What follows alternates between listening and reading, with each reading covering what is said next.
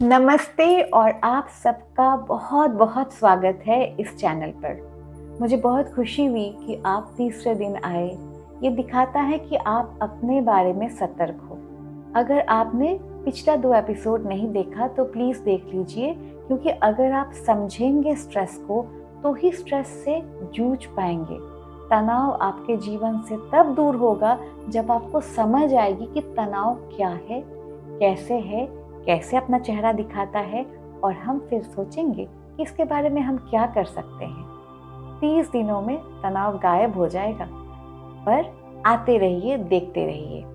पिछले दिनों का वीडियो डिस्क्रिप्शन में दिया हुआ है, अगर आप रेफर करना चाहते हो वहां जाके भी रेफर कर सकते हैं। आज हम डिस्कस करेंगे स्ट्रेस के बारे में। रोज करेंगे, पर शुरू करते हैं। देखिए, स्ट्रेस एक कॉमन सा, आई वोंट से एलिमेंट है, बीमारी तो नहीं बोलूंगी, बट एक सिचुएशन है, एक परिस्थिति है जिसमें सारी दुनिया के लोग, जिसके चपेट में आज सारी दुनिया के लोग आ चुके हैं।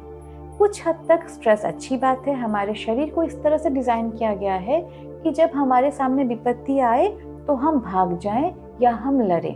अब लड़ने और भागने के लिए हमारे शरीर में खून का बहाव प्रॉपर चाहिए, हमारे मसल्स में जोर चाहिए, ग्लूकोज चाहिए। कहाँ से आएगी?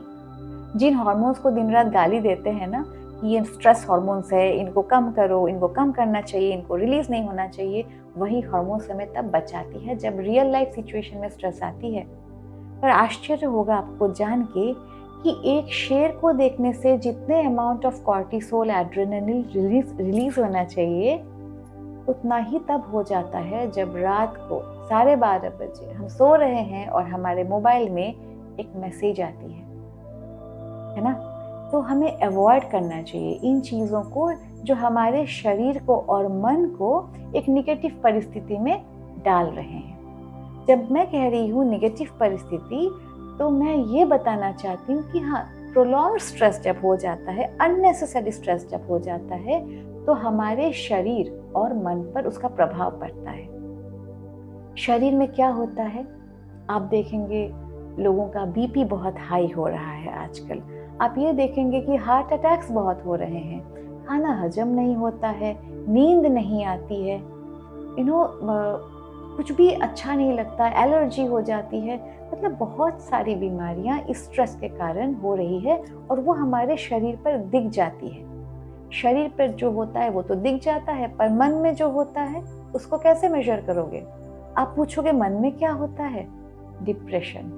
मन नहीं करता किसी से मिलने का, मन नहीं करता घर से निकलने का, इतना डर लगा रहता है। अनजान फैक्टर्स का, हाइपोकॉन्ड्रिया के बारे में आपने सुना होगा।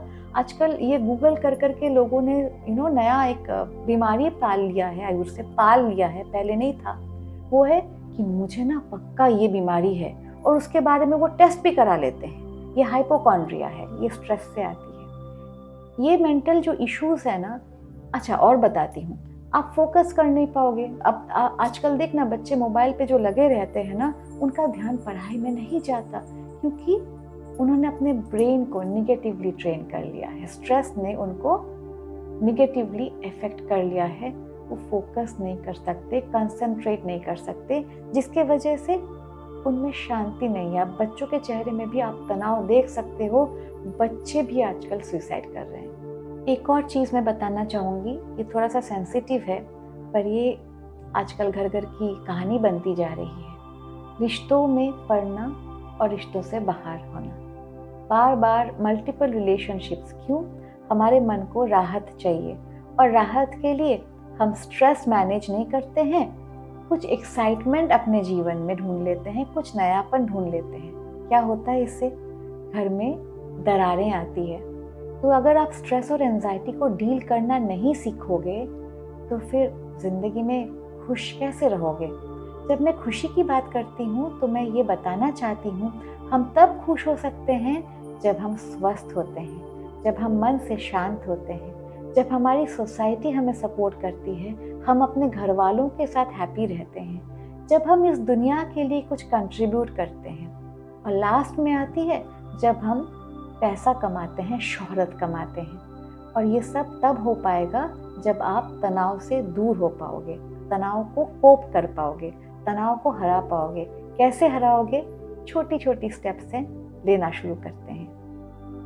आप कहोगे बिजी हो, ये एक पॉइंटर है, एक प्रमाण है कि आप स्ट्रेस में हो।